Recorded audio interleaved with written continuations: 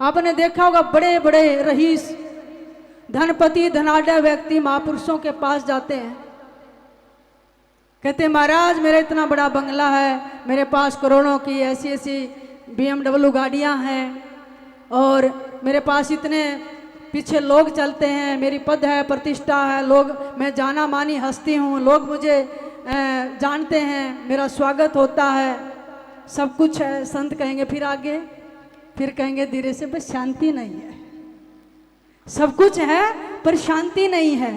शांति के लिए हम फिर संतों के पास आते हैं। और मुझे लगता है जितने दुनिया भर के सुख हैं वो सुख सब एक पासे, अगर संत घर में आ जाए वो सुख एक पासे, उसके बराबर तोल नहीं है। संतों ने फरमाया जो सुख होते संत घर आए, जो सुख होते संत घर आए, सो सुख होए नहीं बहु संपत्ति, बांझहि बेटा जाए। जो सुख होते गुरु चरणोद, पीवत गात लगाए। जो सुख सपने हो नहीं पाव, कोटिक तीरथ नाए। जो सुख गुरु को मुख देखत, देख रहे हो ना, जो सुख गुरु को मुख देखत है, उपजत दुख बिसराए। जो सुख भगत वचन सुनने में, नैनन नीर जो सुख होत मिले गुरुओं से, छिन छिन रंग बढ़ाए। जो सुख होत नेक व्यास सो, जो सुख होत नेक व्यास सो, लंक सुमेर हो पाए। जो सुख होत गुरु घर आए, जो सुख होत गुरु घर आए। पूरा सार दे दिया व्यास जी ने इस वाणी में कि जो सुख गुरु के संत के घर आने से होता है वो संसार की बहु संपत्ति पाने से भी नहीं होता। बांझ के बेटा हो जाए वो तब भी सुख नहीं है, सपने में नहीं है, करोड़ों तीर्थ कर लो तो भी नहीं है। लेकिन गुरु का मुख देखने से, इनका चरणोदक पीने से और गात पर लगाने से, कहते हैं व्यास जी, जो सुख मिलता है वो त्रिलोकी में लंक सुमेरु पाए। यानी सुमेरु जितना, लंका जितना धन पाकर भी नहीं मिल सकता है। तो जागृत में, सपने में अगर सुख है तो संत के गुरु के चरणों में है। राम के चरण में क्यों नहीं गया? पलटू साहब कहते हैं राम का मिलना सहज है, संत का मिलना दूर। पलटू संत के मिले बिना, राम से पड़े ना पूरे। ये नहीं कहा राम के चरणों में सुख है, राम का मिलना सहज है, गुरु का मिलना दूर। इस संसार में संत मिलना दूर है और ये मिल जाए तो राम का मिलना सहज हो जाता है। इसलिए भाई परमात्मा से मिलना है तो संत से मिलिए। पहला प्रधानमंत्री से मिलना है, मंत्री से मिलना, पहले संतरी से मिलो तभी काम बनेगा। तो संत के द्वार पर आए। अच्छा, फिर संत कौन है? आप कहते संतों के पास जाओ, संतों की भक्ति करो, नाम सुमरण करो। संत कौन है?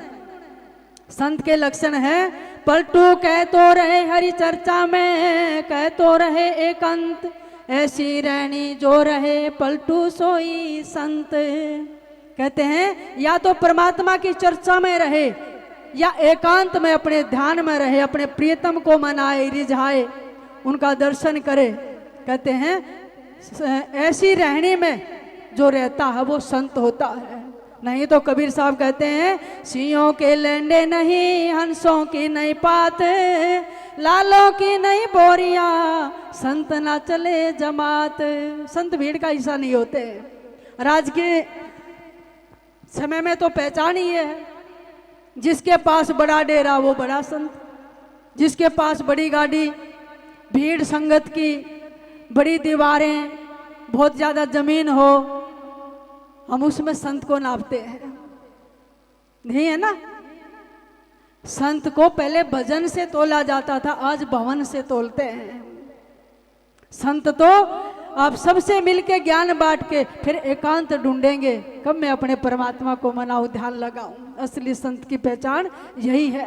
इसलिए संत के मिलने से सुख मिलता है, और फिर संत के मिलने से शरीर भी स्वस्थ होता है, क्योंकि हमें स्वस्थ रहने के गुर देते हैं।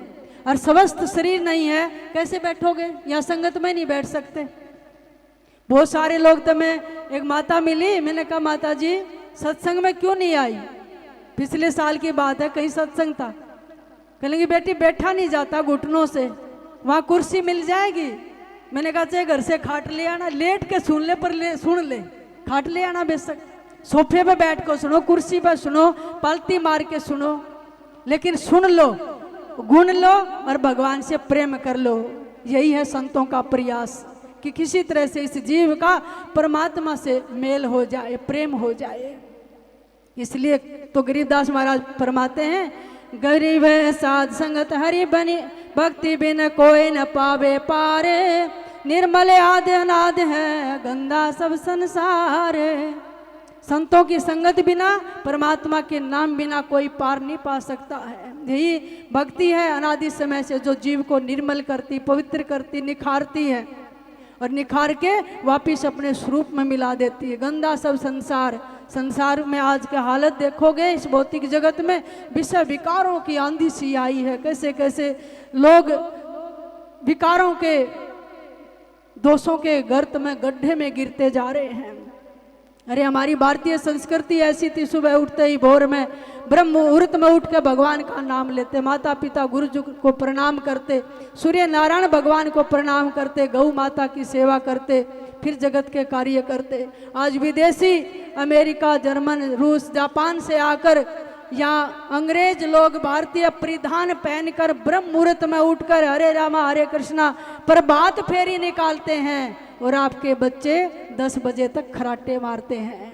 उन्होंने हमारी संस्कृति को अपनाना शुरू कर दिया है, और आपके बच्चे उठ ही नहीं पाते हैं, भगवान का नाम ही नहीं है।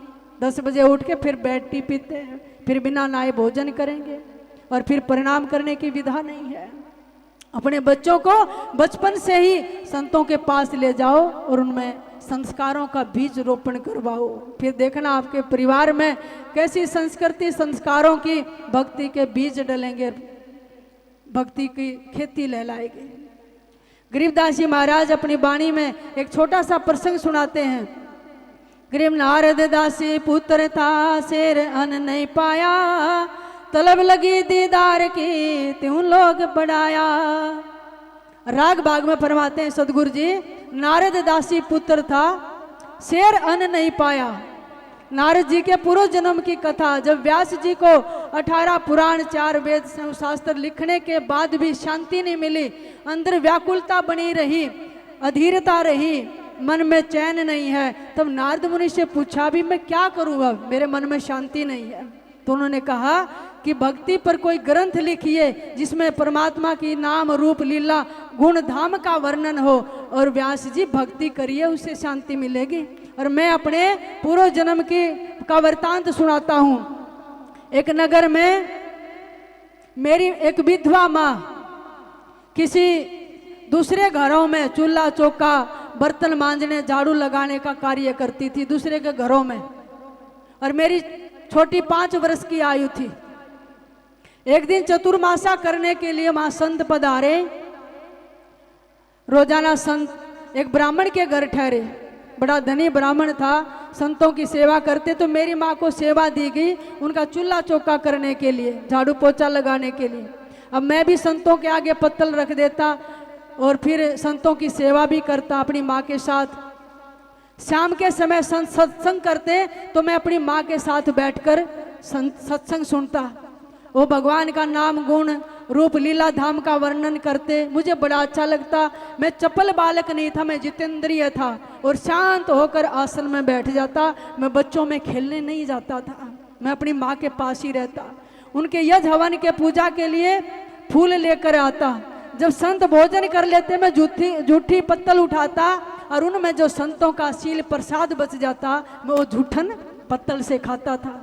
धीरे धीरे संतों का जूठन प्रसाद खाते खाते मेरा हृदय निर्मल हो गया और मुझे संतों की भक्ति में परमात्मा के नाम में रुचि होने लगी। चतुर्मासा बीता, संत जब जाने लगे तो मैं संतों के पीछे पीछे हो लिया कि आप जहाँ भी जाओगे मुझे साथ लेकर चलो, अब मैं इस गांव में नहीं रह सकता। संतों ने देखा छोटा सा 5 वर्ष का बच्चा है, बेटा तेरी विधवा माँ है, ये तेरे बिना कैसे रहेगी, उसको तो बहुत मोह है और तेरे को हम कहाँ रखेंगे। कहने लगे जी कुछ भी करो। रोते हुए उस छोटे से शूद्र बालक ने संतों के चरण पकड़ लिए और उसकी माँ ने सिखाया था बेटा जहाँ से संत निकल जाएं उनके पीछे से मिट्टी उठा के अपने माथे पर लगाया कर। उस बच्चे ने मिट्टी माथे पर लगाई, रोता हुआ वहीं बैठ गया। संत थोड़ी दूर गए, दया आई, वापिस आए, बच्चे के मस्तक पर हाथ रखा और कहने लगे बेटा ये 12 अक्षर का मंत्र जपा कर और जो हमने स्वरूप बताया है भगवान का उसका ध्यान किया कर। कहने लगे मैं रोता हुआ वापिस अपनी माँ के पास आया, मेरा मन नहीं लगता था। हे प्रभु कोई ऐसा उपाय कियो करो, मैं आपका भजन करना चाहता हूँ। ये छोटा सा बच्चा प्रार्थना कर रहा 5 साल का, या तो 55 के 95 के हो जाए, जब भी घर में ही मोह रहता है।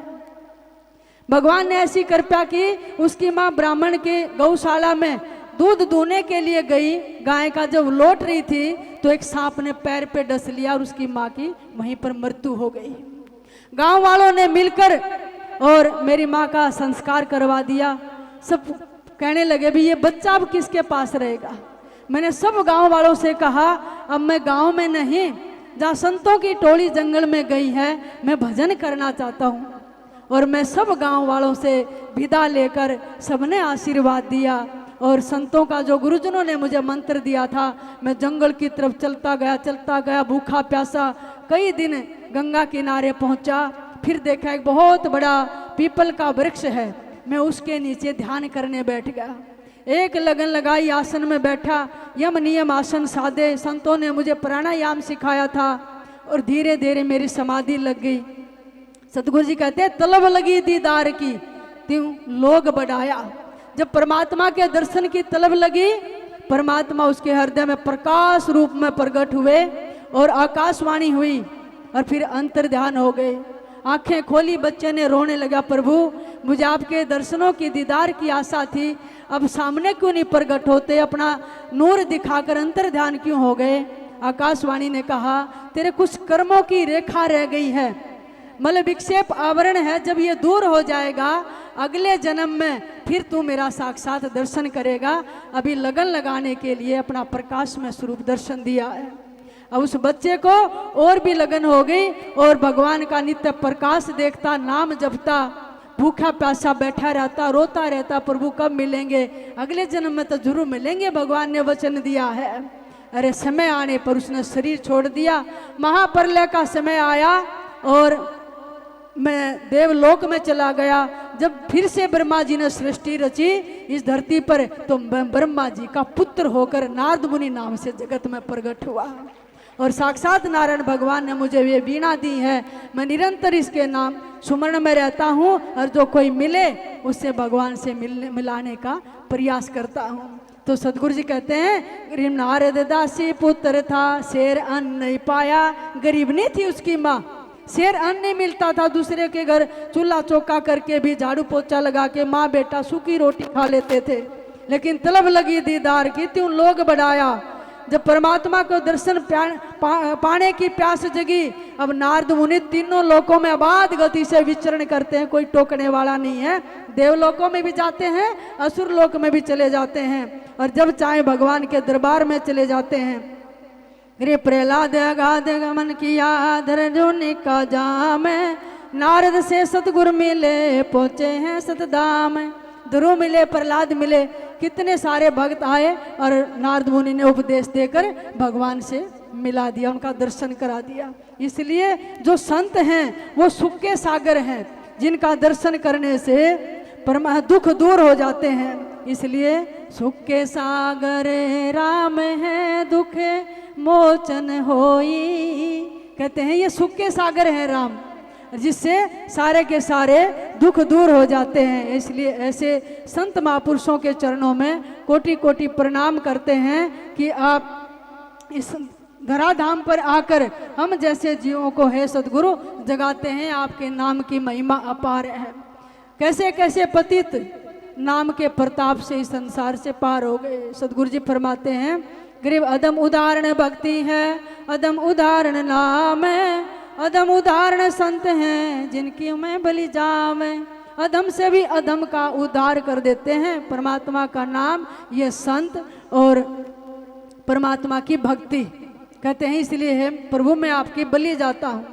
कौन कौन पार किए? सदना कसाई जैसे जो गायें बकरे काटते थे, ऐसे कुल में जन्म हुआ, लेकिन पिछले जन्मों में उनकी भक्ति थी, कोई माड़ा कर्म आ गया था और वो नित्य गायें और बकरे काटते। जब उनको सदगुरु मिले थे, अगर सदना ये बदला देना पड़ेगा, जो गऊ का बकरे का गला काटता है ना, फिर तेरे कटेंगे, ये बदला नहीं चुकेगा, ये घोर पाप है, नरक में भी ठिकाना नहीं मिलेगा। जीव हिंसा नहीं करनी चाहिए, भगवान की भक्ति कर, नहीं इस पाप से उभर नहीं पाएगा। कहने जी पैतरंग धंधा में क्या करूं? कहने भाई हिंसा छोड़ दे। तो सदना किसाई ने हिंसा तो छोड़ दी थी, लेकिन फिर भी मांस बेचता था। एक दिन घर में कोई मेहमान आ गए और उस दिन उन्होंने मांस ही मांग लिया। तो एक बकरा था और कटा हुआ मांस बचा हुआ नहीं था, तो उन्होंने सोचा तो इसके जोगा थोड़ा सा काट लेता हूँ। जब करद लेकर उसके बकरे के पास काटने का सोचा, पीछे पीछे से काट लो। बकरे में सदगुरु ने बुलवा दिए कि सदना तू पीछे से मांस काटेगा, मैं सारी रात तड़फूंगा, रोऊंगा और इतना पीड़ा होगी क्या ये तेरे पे कहीं काट दे हाथ से, शरीर से, तो कितना दर्द होगा। जब देखा अरे बकरा बोल रहे, तो वहीं करद डाल दी और उस दिन से पशु जानवर मारने बंद कर दिए थे। और फिर संतों का सत्संग सुनता, नाम ले लिया, भक्ति करता। एक दिन संतों की मंडली जगन्नाथपुरी में दर्शन करने जा रही थी।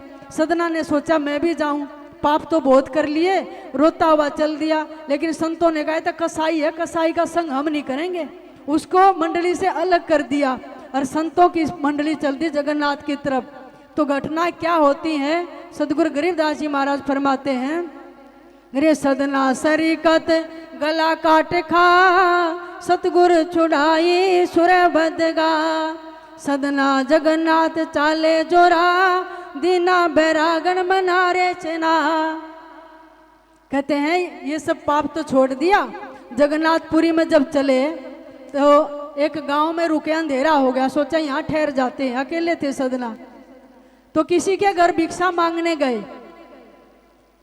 अब सदना कसाई सुमरण करता, भक्ति करता, भगवान की याद में रोता। उस औरत ने देखा है ये तो बड़ा भगवती आकर्षण है इसके अंदर, तो उन्होंने कहा महाराज भीतर आ जाओ। कहने भी बाहर से दे दो, खड़े रहे। और नहीं तो नियम ये कहता है शास्त्र कि किसी भी द्वार पर भिक्षा करने जाओ, 7 श्वास आए इतनी देर ठहरो और 3 बार ही आवाज लगाओ, अलख नारायण भिक्षाम देही, नमो नारायण, 3 बार, चौथी बार नहीं। फिर अगले द्वार पर चले जाओ और 7 ही घरों में जाना है और एक घर में बाहर, डोडी के बाहर, भीतर नहीं जाना। जब सन्यासी साधु साधक हो जाते ऋषि, तो गुरु महाराज ये शिक्षा देते थे कि संसार की माया घेर ना ले, 7 श्वास खड़े रहना, नीचे गर्दन करके भिक्षा मांगना, अंदर बैठ के नहीं खाना। फिर आगे चल देते, लेकिन खड़े रहे। उसने कहा भी भीतर आके भोजन कर लो, यहाँ गलती कर दी सदना ने। भोजन कर लिया, फिर कहने भी रात होगी कहाँ जाओगे, यहीं ठहर जाओ। और ठहरना नहीं था, गांव के बाहर कहीं ठहर जाता, सराय में या पेड़ों के नीचे, धर्मशाला में, चौपाल में ठहर गए। तो रात में वो उस घर की मालकिन थी, वो कहने लगी आप बड़े सुंदर लगते हो। अब भक्तों में, संतों में भागवती आकर्षण होता है। अब काम वासना ने उसको घेर लिया। कहने लगी मैं तो आपसे प्रेम करना चाहती हूँ। कहने लगे किससे प्रेम करेंगी पगली? परमात्मा से प्रेम करे। मैं तो पहले ही पापी हूँ, भगवान का दर्शन करने जा रहा हूँ और मुझे ऐसे विकार में मत फंसा। मैं तो तेरे को अच्छी एक सज्जन पतिव्रता सोच कर रुक गया था। तेरा पति है, औरत को पतिव्रता रहना चाहिए। कहने लगे अच्छा मेरे पति अगर बाधक हैं आपके मेरे प्रेम में, रात ने गंडासा उठाया, सोते हुए अपने पति को मार दिया। अब मार दिया तो सदना तो और दुखी हो गया। अब सोचा इस लाश को कहाँ छिपाएं, और सदना ने हाथ जोड़कर कहा छूना मत, दूर रहना मेरे से। आंख निकाली तो उन्होंने सोचा ना ये हाथ हार पति भी मार दिया। सुबह खड़े होकर आवाज मार दी कि ये कोई मेहमान आया था, साधु भगत होने का ढोंग करता था, इसने मेरे पति को मार दिया। गांव की पंचायत इकट्ठी हो गई, सरपंच को बुलाया गया, नगर के जो जमींदार थे उनको बुलाया गया, भी इसको क्या सजा दी जाए। सदना को पकड़ लिया, सदना कसाई को, कहने लगे इसको ना है तो साधु मारना पाप है, इसको दीवार में चढ़ा दो मिनारे में। तो उसको खड़ा किया और उसके चारों तरफ जैसे गुरु गोविंद सिंह के बच्चे दीवारों में चढ़े थे, सदना को जिंदा चिनने लगे। और जैसे ही कंठ तक यहाँ दीवार गई, ईंटें अपने आप उछल के हवा की तरह, जितने लोग वहां खड़े थे सबके माथा में जा लगी, सबका सिर फूट गया। और वो हाथ जोड़े, हे प्रभु, हे सदगुरु, हे परमात्मा, बंदगी कर रहे हैं। क्यों? उसका खोट नहीं था और कुछ नहीं कह रहे, चुप हैं। क्यों? फरियाद तो वहां होती है जहाँ कोई एतबार ना हो, मुझे तो यकीन है कि तुम सबकी जान लेते हो। फरियाद कहाँ होती है? जहाँ यकीन ना हो, विश्वास ना हो। वो कहते सदना कसाई ने, मेरा मालिक सब कुछ जानता, मैं क्यों फरियाद करूं, उसको जो अच्छा लगेगा वो करेंगे। तो उन्होंने देखा गांव वाले ने भी कोई अनर्थ हो जाएगा बहुत बड़ा, दे ये ईंट उड़ उड़ के कागज की तरह और सबके माथा में लगी, वो ढह गया मनियारा। फिर सोचा भी इसको क्या सजा दी जाए। कहने लगे इसने हाथों से इसको काटा है तो इसके हाथ काट देते हैं और फिर छोड़ देते हैं। तो कर दिलाई गई और सदना कसाई के दोनों हाथ ऐसे राख बंद कर ली, कुछ नहीं कहा, यह भी नहीं कहा मैंने पाप नहीं किया। कहने भी हो गया होगा, कोई कर्म होगा, और दोनों हाथ काट दिए। टुंडे हाथों से खून पड़ते हुए सदना कसाई उस गांव को छोड़ के प्रभु का नाम जपते जपते चल दिया जगन्नाथ की तरफ। उधर जगन्नाथ के पंडों को परमात्मा ने रात को कहा कि मेरा एक भगत आ रहा है, पालकी लेकर जाओ और उसमें बैठा कर लाओ।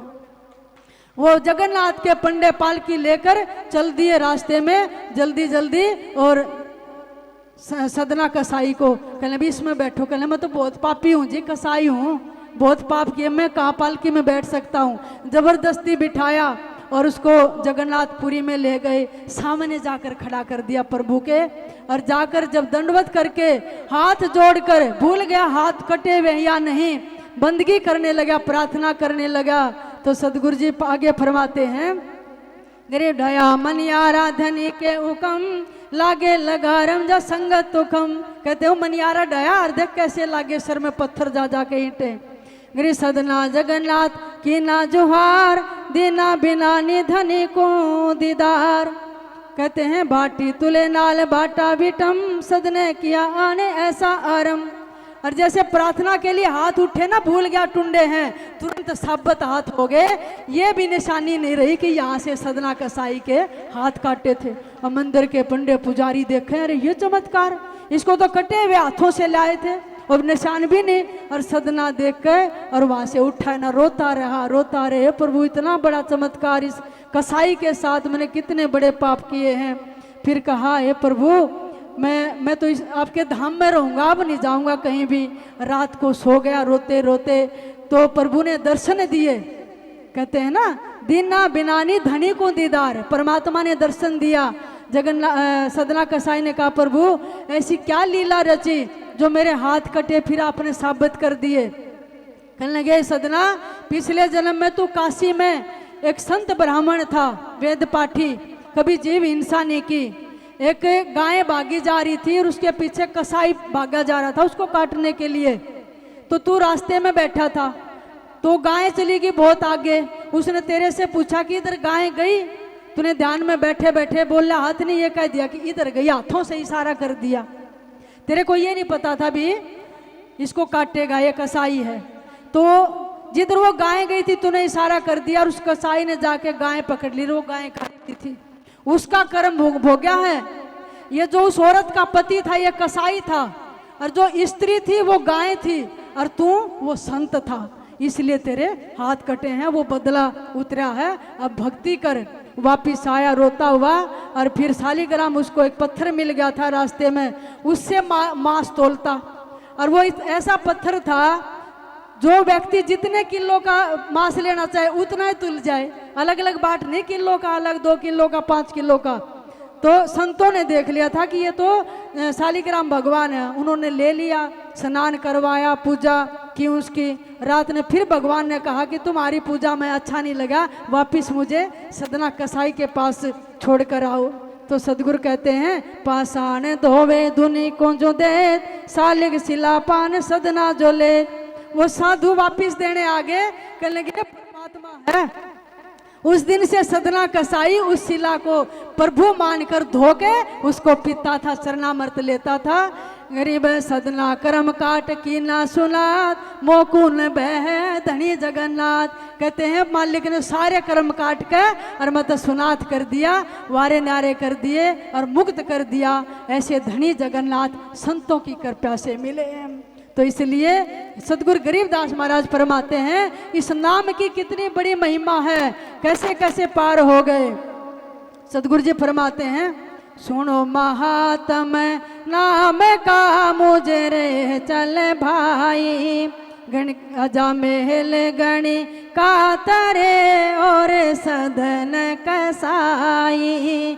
सुनो महात्म नाम का मुझे रे चल भाई, अजा महल गणी का तरे और सदन कसाई।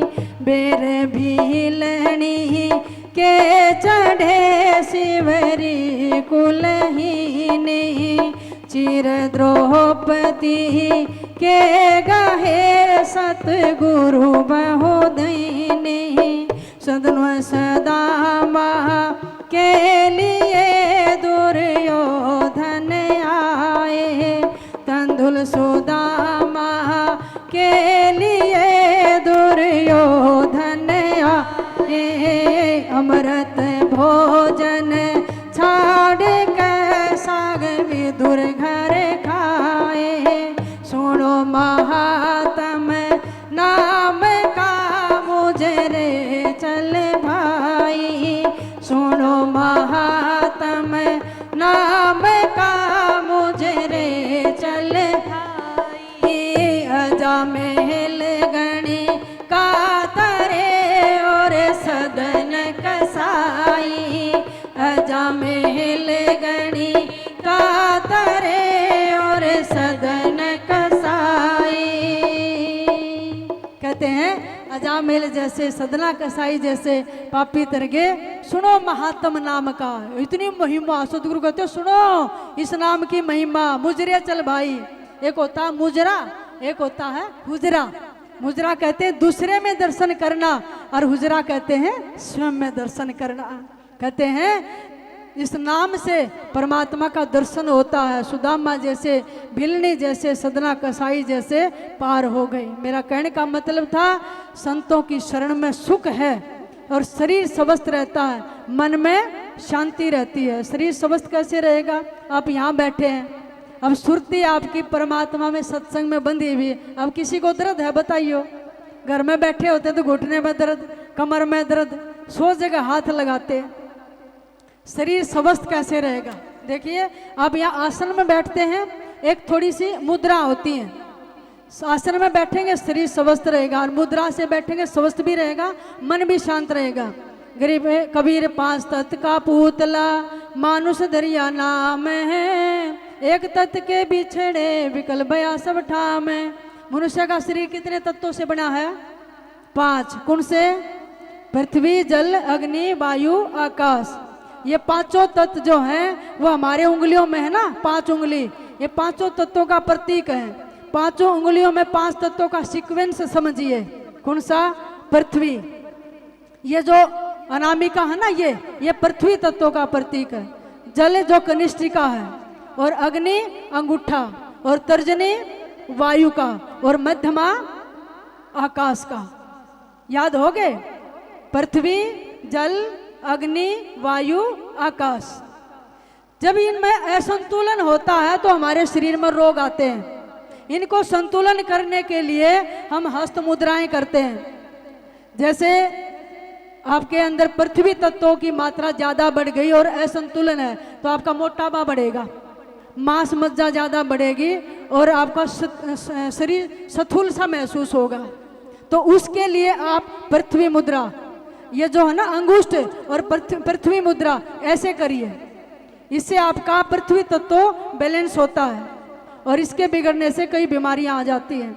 फिर जल तत्व के आने से सर्दी जुकाम होता है, असंतुलन होने से बार बार आपको अस्थमा की प्रॉब्लम होगी, उसको ठीक करने या बहुमूत्र की बीमारी हो जाती है। तो ये मुद्रा करिए, ये जो उंगली है ऐसे बैठिए। और फिर अग्नि, उससे अग्नि तत्व बिगड़ने से असंतुलन होने से हमें चमड़ी की बीमारी होती है, दाद खाज खुजली ऐसी बीमारी, भूख नहीं लगेगी, क्रोध आएगा, टेंशन बढ़ेगी, गुस्सा आएगा, बीपी बढ़ जाएगा। उसको संतुलन करने के लिए अग्नि जो तत्व है ना, फिर उसको ऐसे करिए, ज्ञान मुद्रा में बैठिए। अगर आपका वायु तत्व बैलेंस बिगड़ गया है फिर इसको ऐसे करिए, अंगूठे के नीचे इस उंगली को ऐसे दबा लिए, ये वायु का प्रतीक है।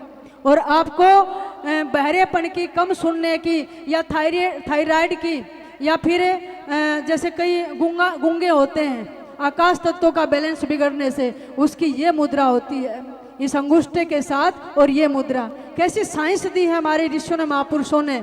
अब फिर हम मन की शांति के लिए शरीर स्वस्थ हो, माला कैसे जपते हैं, इस अनामिका पे रख के, इस उंगली को दूर रख के, इससे यानी अग्नि तत्व और आकाश तत्व ये सक्रिय होंगे जब आप माला जपते हैं, ऐसे बताते हैं संत। ये वायु तत्व है, इसको बार बार नहीं फैलना, इससे आपके शरीर में वायु रोग, कमर में दर्द, घुटनों में दर्द और ये वायु के दर्द, कहीं भी मांसपेशियों का दर्द हो जाता है, इसलिए इसको हटाते हैं और ऐसे माला फेरते हैं। फिर आप कहेंगे माला फेरने में शांति मिली। तो ये मुद्राएं हैं, इसलिए जब भी बैठो सीधा बैठो, एक आसन में बैठो।